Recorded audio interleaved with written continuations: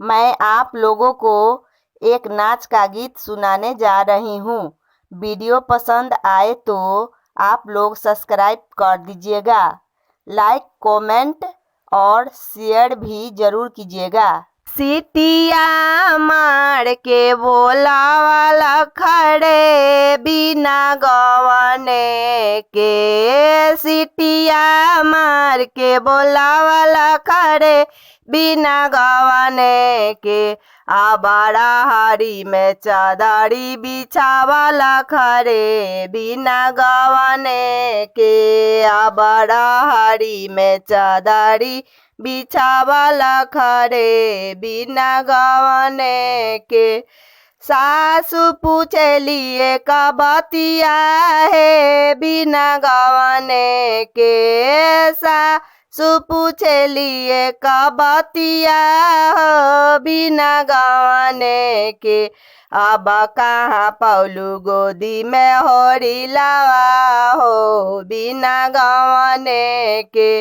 अब कहाँ पौलू गोदी में होरी लावा हो बिना गवाने के।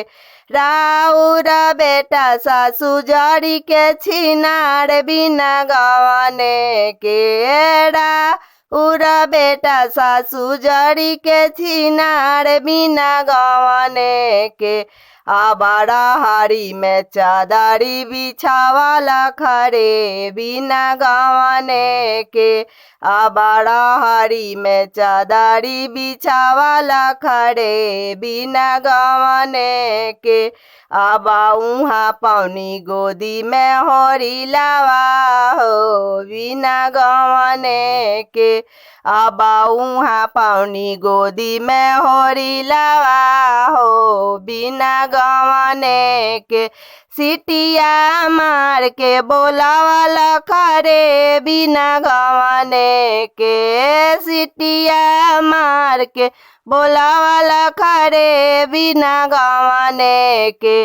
आबारा हारी में चादरी बिछावाला खड़े बिना गवाने के।